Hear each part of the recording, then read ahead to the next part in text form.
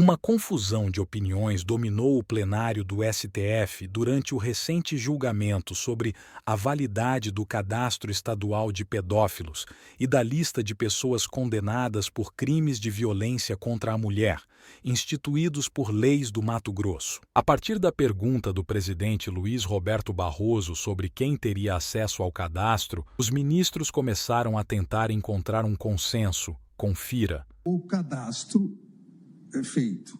Qualquer internauta terá acesso ao quê? Somente terá acesso ao nome e foto dos agentes já condenados criminalmente do agressor, com trânsito em julgado. Só. Alexandre de Moraes, ministro do STF.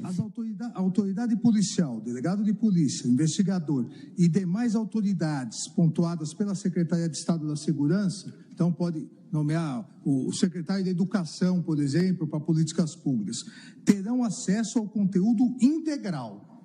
Aí o integral. E o que nós estamos completando? Conteúdo integral, desde que não se identifique a vítima, nem circunstâncias que possibilite levar à identificação da vítima. Então, é porque o ministro Flávio votou, tais dados não estarão disponíveis para as autoridades referidas no inciso 2 do artigo 4º. Não é bem isso. Não, tais dados serão a identidade da vítima. Isso. Certo? Os dados relativos à identidade Exatamente, da vítima. é melhor. Exato. Vossa Excelência, exatamente Os isso. dados relacionados à identidade da vítima. Uma última pergunta O que permitam a sua identificação. nessa linha indireta. do presidente. E quem teria acesso aos cadastros, aos dados completos? Ninguém. Aí, ministro André, não tem jeito. É Sua Excelência a soberania popular. Não, É a autoridade administrativa, talvez, claro. talvez né? o Não, juiz. Qual? Porque Juiz de direito. Somente com ordem judicial. Reserva judicial. Somente com ordem judicial. Ou pode ser, mas eu sempre lembro Vamos que as fazer um armazenamento autoridades desses dados. administrativas têm Na legitimidade.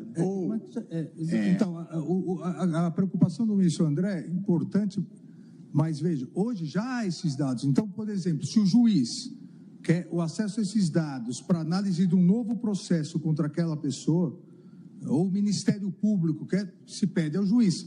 Então, o acesso total aos dados, se todos concordam, só com ordem Então judicial. ficaria assim: os dados relativos à identidade da vítima não estarão Ministro André, só para ver se nós estamos de acordo. Os dados relativos à identidade da vítima não estarão disponíveis para as autoridades referidas no artigo 4º, inciso 2, vírgula, salvo autorização judicial. as pessoas que são responsáveis por manter esses cadastros, esses dados, dentro da Secretaria de Segurança Pública. Então, quando eu restringo, concordo, restringir a qualquer investigador de polícia, sem dúvida alguma. Mas há autoridades que são as responsáveis por manter o cadastro e por fazer as políticas. Fizer uma investigação.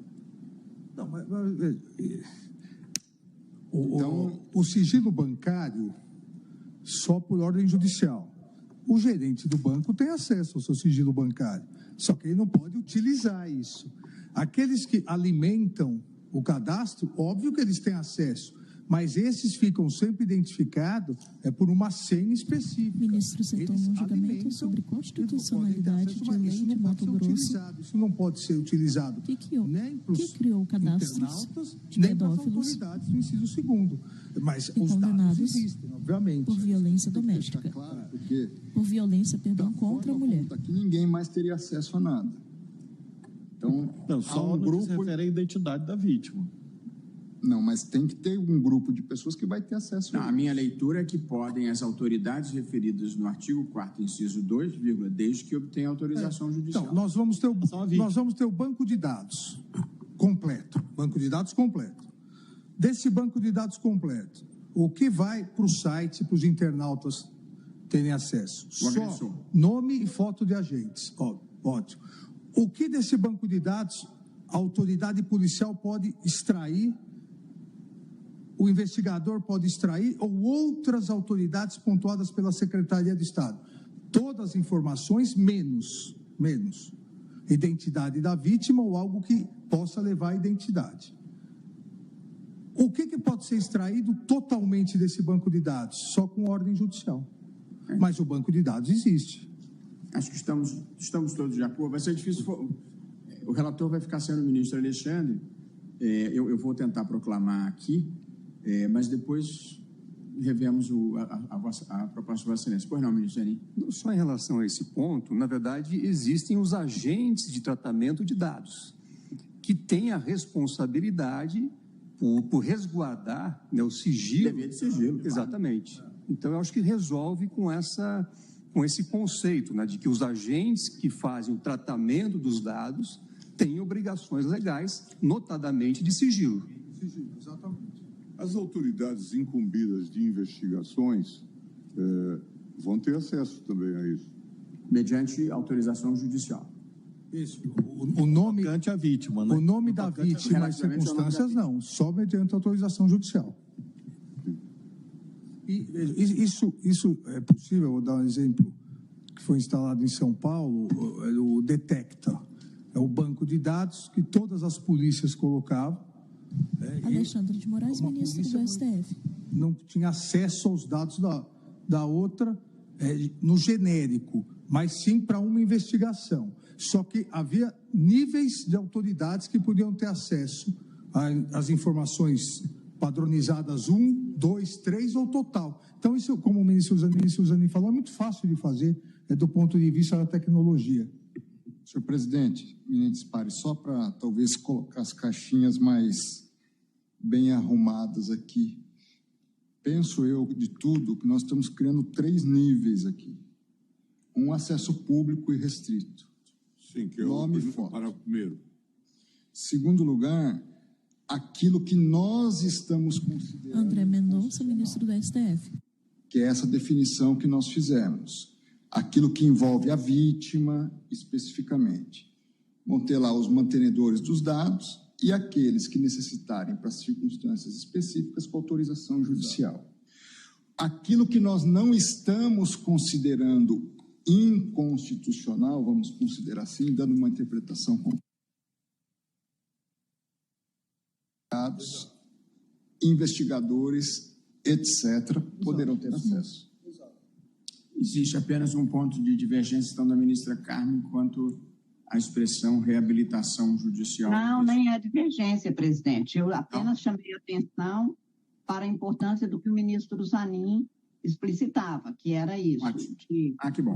este acesso precisa realmente de ter, como ele enfatizou, que fique claro que esses dados continuam disponíveis, só não são acessíveis a partir, então, do trânsito em julgado. Não é isso, ministro Carmen Zanin? Lúcia, ministro do STF.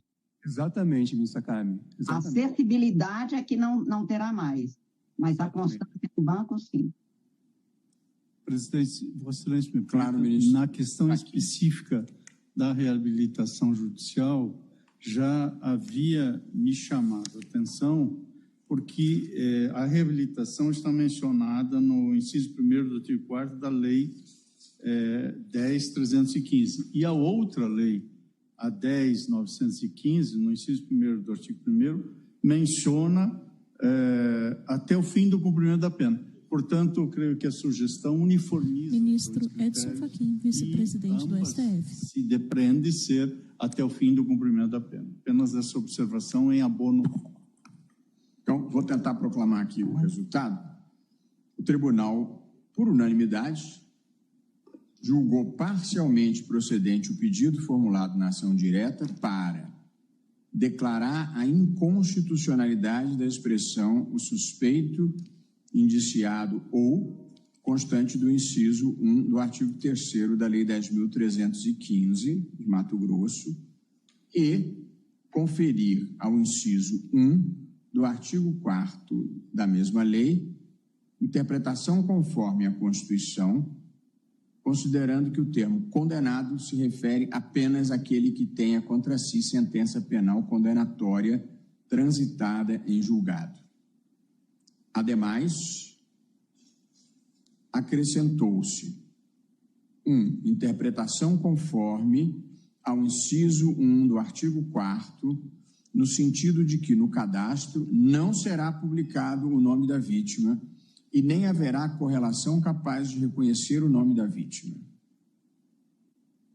Não foi isso que nós decidimos, foi? Foi?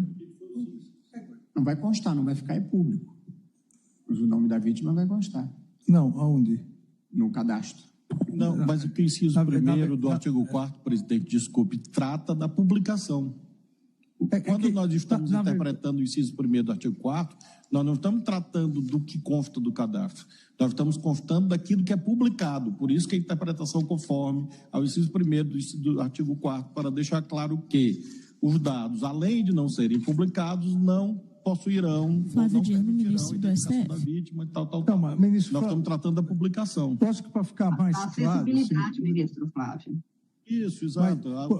O inciso 1º... De acordo. O inciso 1º já fala só em nome e foto do agente. Me parece que colocar essa interpretação é melhor direto no inciso 2º, porque daí fica mais claro. Porque o inciso 1º é bem objetivo, fala nome e foto do agente. Agora, o inciso 2º, sim, essas autoridades, delegado, investigador e outras autoridades terão acesso, salvo o nome da vítima ou a qualquer circunstância que possibilite a identificação da vítima, vírgula, ressalvado ordem judicial. Eu estou de acordo, presidente. Ei, presidente. Deslocar a interpretação. É que tem um inciso 3 que é deslocado que fala a idade do agente e a idade do agente da vítima. Isso. Então está correta a afirmação de que não será publicado o nome da vítima no cadastro. Isso. Então, continuando. Interpretação conforme a parte final do artigo 4º, inciso 1, para que, onde se lê reabilitado, lê-se cumprimento da pena. E, por fim, os dados relativos à identidade da vítima não estarão disponíveis para as autoridades constantes do inciso 2 do artigo 4º, salvo por autorização judicial.